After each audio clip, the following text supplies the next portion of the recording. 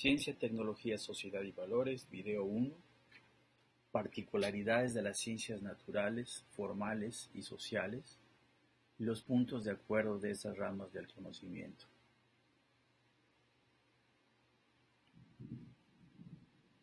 Hola, este video es un apoyo para el curso de Ciencia, Tecnología, Sociedad y Valores de las escuelas de bachilleres, basado en el libro del mismo nombre y editado por la compañía editorial Nueva Imagen.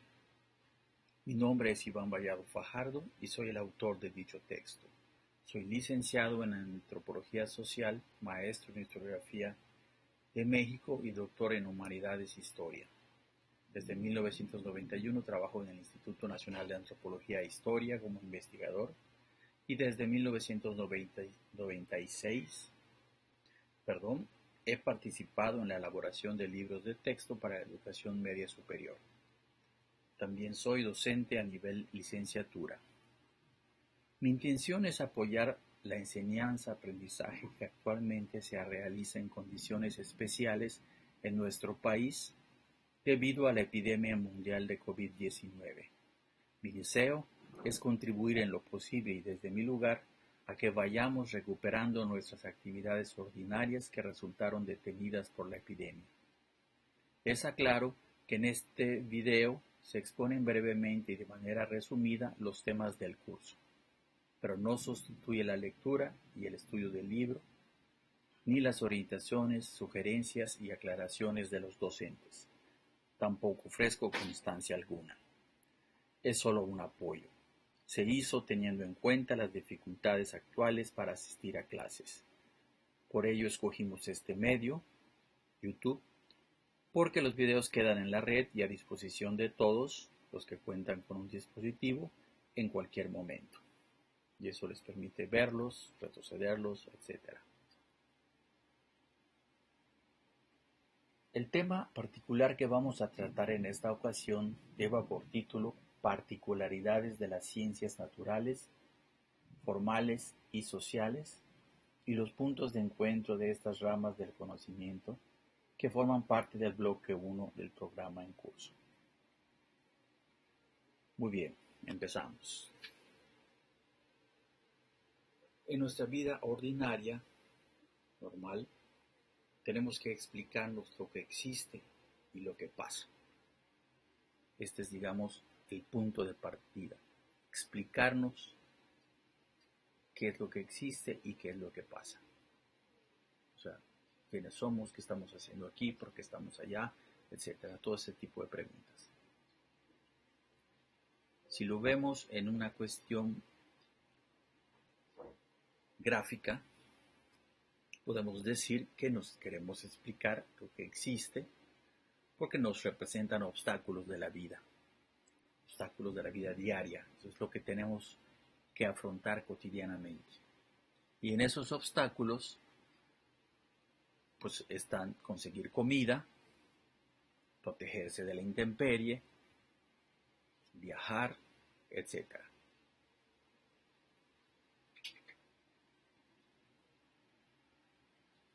Lo que necesitamos entonces es saber qué es lo que vamos a comer, cómo conseguirlo, etc. Dónde nos vamos a proteger, cómo nos vamos a proteger, etc. ¿no? Saber para superar los obstáculos de la vida ordinaria. Eso es lo que buscamos. Y para eso nos enfrentamos a veces a problemas sencillos que se resuelven con un conocimiento sencillo. O también nos enfrentamos a problemas complejos que se van a resolver con conocimientos más complejos. Los problemas sencillos y su resolución normalmente se asocian al sentido común. Y el problema es que el sentido común no siempre nos ofrece las soluciones y habrá cosas que vamos a tener que averiguar con otra forma, con un procedimiento más complejo que el sentido común.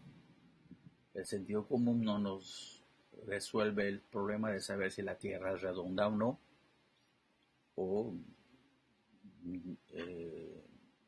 por qué caen los cuerpos al suelo, o porque hay estaciones del año como la manera que están, etcétera, ¿no? Entonces vamos a necesitar conocimientos más complejos, elaborados con procedimientos más complejos que el simple, por así decir, eh, sentido ordinario de ver las cosas, sentido común, le llaman. En ese sentido, vamos a aprender o vamos a diseñar una forma de crear conocimiento a través de observar los fenómenos, identificar las partes de los mismos, las partes que los componen, analizar las relaciones que hay entre esas partes, entender cómo se conectan, cómo funcionan y finalmente comprobar si eso que ya entendimos o ya conocemos funciona, explica, se comprueba en la práctica, y este es el tipo de conocimiento científico. Esa es la ciencia. Conocimiento para explicar los fenómenos y tener el poder para intervenir en ellos. No siempre los sentidos, como ya he dicho, son suficientes para alcanzar un conocimiento que dé cuenta de la realidad.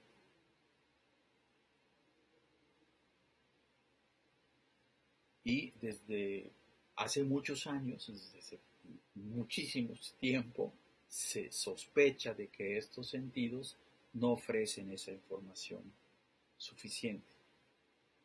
Y que por eso va a haber que recurrir a un proceso más complejo. El cuento, la alegoría, el relato clásico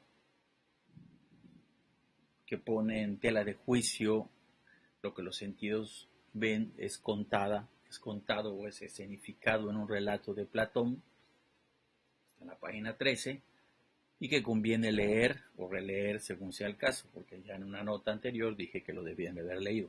Pero bueno.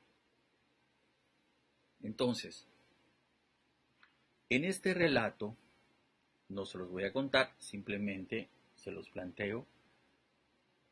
Platón expone una situación en que hay ciertos hombres viviendo dentro de una caverna atados que solo pueden ver una pared en la cual se reflejan una serie de cosas, pero esa serie de cosas son producidas por otros hombres. Sin embargo, esos primeros hombres no lo saben, porque no pueden voltear, no saben qué pasa atrás. Y entonces uno de ellos, en un momento dado, puede salir de la cueva, de la caverna, y darse cuenta. Y entonces se desarrollan una serie de cosas que ya no las voy a contar, para que las lean. Y hay una interesante serie de planteamientos y posibilidades de discusión sobre este asunto. Un ejemplo de cómo a veces estos sentidos pues nos llevan en un lugar no muy correcto, un lugar equivocado, lo vimos durante la peste negra del siglo XIV. En muchos lugares de Europa se creyó que era un castigo divino.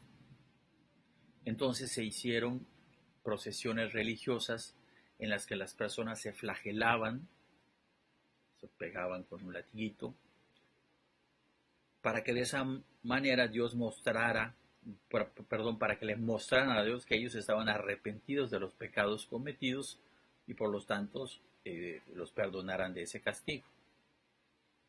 En realidad, lo que esto dio lugar a que en las procesiones, yéndose, pegando y sangrando, sudando, etcétera, lo que hacían fuera esparcir más el virus, la enfermedad, ¿no? Y ello trajo más contagios y más muerte.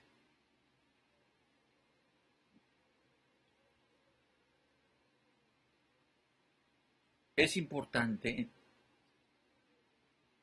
darse cuenta que nuestro conocimiento, o sea, lo que conocemos sobre nuestra realidad, determina nuestra existencia.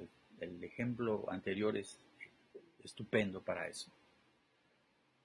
Y el problema es que ese conocimiento no siempre explica bien lo que pasa. Creemos que la Tierra es redonda, perdón, es plana, por ejemplo. Pero eso no va a explicar una serie de cosas. Por eso se plantea el problema que nuestros sentidos nos engañan.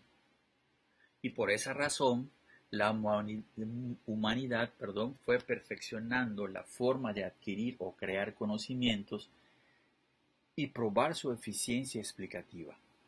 Ese es el conocimiento científico moderno derivado de la ilustración, que se caracteriza por A. La necesaria observación rigurosa de los fenómenos. B. Su medición precisa y objetiva. C. La demostración de las conexiones internas entre las partes o variables que componen los fenómenos. Y D. La comprobación de su comportamiento. Si esto sigue funcionando así, cada vez que lo haces bajo las mismas circunstancias, funciona así, entonces hay una regularidad y eso va a permitir en un momento dado que tú hagas una ley que sostiene que hay ciertas cosas que bajo ciertas circunstancias siempre dan el mismo resultado. Fin, esta es la idea de la ciencia y con esto terminamos.